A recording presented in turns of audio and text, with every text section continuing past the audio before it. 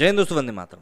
यदि आज की डेट में आप किसी भी पाकिस्तानी से जाकर तारिक फ़तेह के बारे में बात करेंगे तो सभी उनको गाली ही देंगे। तारिक फ़तेह जितने मुखर होकर पाकिस्तान की बुराई करते हैं या पाकिस्तान के बारे में सही तथ्य बताते हैं, या यूँ कहें भारतीय मुसलमान भी कई सारे उनसे इसीलिए चिढ़ते हैं क्योंकि वो जिस तरह की बातें करते हैं वो लोगों को बिल्कुल भी पसंद नहीं आती। वो साफ तौर पर कहते हैं कि भाई तारिक फ़तेह जो है वो मुसलमान है ही नहीं। अब ऐसे में तारिक फ़तेह ने एक बार फिर से अपना जो बेबाक बयान है वो दिया है और कहा है कि मौलवी लोग जो हैं उन्हीं के कारण भारतीय मुसलमानों की आज दुर्दशा इस तरह की हो चुकी है। जरा समझते हैं उन्होंने क्या कुछ कहा है भास्कर से बातचीत में। भारत की मुस्लिम लीडरशिप 12वीं सदी की सोच से अभी निकल नहीं पाई है।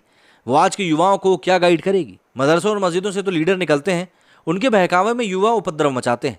देश में मुस्लिमों की दुर्दशा की असली वजह मौलवी हैं। आमिर खान जैसे लोगों को मुस्लिमों पर फिल्में बनानी चाहिए जिससे युवा असलियत को समझ सकें। अपने बेबाक बयानों की वजह से चर्चित रहने वाले तारिक फ़तेह से अब जो बातचीत हुई है उस बातचीत में उन्होंने कई सारे जो सवाल हैं उनके जवाब ऐसे दिए हैं जो कि वाकई में आपको सोच में डाल देंगे। उनसे जब पूछा गया कि नुपुर शर्मा के पैगंबरवार बयान के बाद जो रिएक्शन हो रहा है उसे आप कैसे देखते हैं, उसके ऊपर उनका कहना था कि हिंदुस्तान की मुस्लिम लीडरशिप आज के दौर के मुताबिक नहीं है। ये ना तो फ्रीडम ऑफ स्पीच को सम्मान देती है और ना ही इसमें एक नुक्ताचीनी सहन करने की गुंजाइश है, और यही वजह है कि दुनिया भर में मुस्लिम पिछड़े नजर आते हैं। मैं मानता हूं कि नुपुर शर्मा का लहजा ठीक नहीं था, लेकिन शिवलिंग को लेकर कुछ लोग उन पर तंज कस रहे थे। दिक्कत यह है कि मुस्लिम लीडरशिप 12वीं सदी की सोच से बाहर नहीं आई है। अभी हमें 21वीं सदी की खबर नहीं हुई है। इन्हें लूट मार करना है, गर्दन काटना है, पथराव करना है, घर जलाना है और यही सब दिखता है। ये लीडरशिप की हताशा दिखाती है। इसके बाद जब नुपुर शर्मा को उनकी टिप्पणी के लिए बीजेपी से निकाल दिया गया है, फिर भी देश में उपद्रव देखने को मिल रहा है, तो इसके ऊपर आप क्या पैटर्न देखते हैं? इसके ऊपर तारिक फ़तेह साहब का कहना था कि ये देश का बंटवारा कराने वाली ताकतों का एक एक्सटेंशन है। अब भी उसी तरह की सोच हावी है।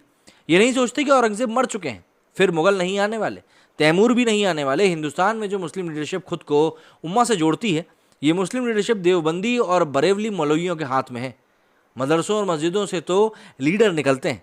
देश में बढ़ रहे उपद्रव के लिए मौलवियों को जिम्मेदार मानता हूँ मैं।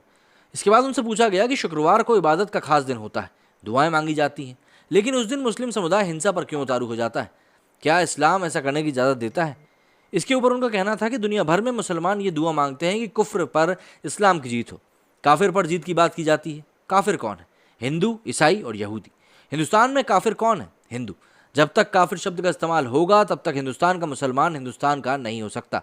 जब तक मुस्लिम लीडरशिप ऐसे लोगों के हाथ नहीं आती जो सियासत और धर्म को अलग रखने की हिमायती हों, तब तक ये सिलसिला चलता रहेगा।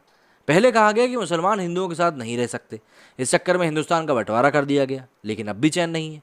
अब अगर हिंदुस्तान के मुसलमान कहें कि वे हिंदुओं के साथ नहीं रह सकते तो क्या करें? हिंदुस्तान के इतिहास को जला दें? कुछ लोगों को ये खटकता है कि क़यामत का दिन तब तक नहीं आएगा जब तक कि सारे मंदिरों को नष्ट न कर दिया जाए और हिंदुओं को मार न दिया जाए। हिंदुस्तान को इस नज़र से देखा जाता है कि इस पर कब्जा करना है, इसे इस्लाम के तहत लाना है। अब यही सारी चीज़ें हैं जो लोगों को परेशान भी कर सकती हैं। इसके बाद उनसे पूछा गया कि यूपी में योगी सरकार की ओर से हिंसा भड़काने वालों के खिलाफ बुलडोजर चलाया जा रहा है। सरकार की ओर से कहा जा रहा है कि हर शुक्रवार के बाद शनिवार आएगा। इसे आप कैसे देखते हैं? इसके जवाब में उन्होंने कहा कि घरों को तोड़ा जाना एक ट्रेजिडी है। घर बनाने में समय और पैसा लगता है, साथ ही साथ इमोशंस लगते हैं। योगी जी बेहतर समझते हैं कि कानून व्यवस्था को कैसे काबू करना है। मुसलमानों का कसूर है कि वे बेवजह उपद्रव कर रहे हैं। जो लोग अरब देशों की शिकायतों को सेलिब्रेट कर रहे हैं उन्हें अपना समझना मुश्किल हो जाता है। नुपुर शर्मा के बयान पर मुस्लिम देशों की आपत्ति पर एक भारतीय मुसलमान को खुश नहीं होना चाहिए। दिक्कत यह है कि अब तक मुसलमान खुद को हिंदुस्तानी नहीं समझ पाए। कतर में वोट देने का अधिकार नहीं है, माइनॉरिटी जिंदा नहीं रह सकती वहाँ। वो देश भारत को लेक्चर दे रहा है कि उसे कैसे अल्पसंख्यकों के साथ बर्ताव करना चाहिए। तो ऐसे में जाहिर सी बात है तारिक फ़तेह साहब ने जो कुछ बातें कहीं वो किसी भी मुसलमान के लिए सुनने में अच्छी नहीं है, लेकिन जो बातें उन्होंने कही हैं वो पूरी रूप से तर्कसंगत हैं और उनके ऊपर एक चर्चा भी करी जा सकती है, क्योंकि जो बातें उन्होंने पॉइंट टू पॉइंट कही हैं वो बातें वाकई में काफ़ी ज़्यादा तीखी हैं। उन्होंने सलमान, शाहरुख खान और इन सब के ऊपर भी बात कही कि इन लोगों को तो मूवी बनानी चाहिए जिससे कि ज़्यादा से ज़्यादा युवाओं में जागरूकता फैल सके।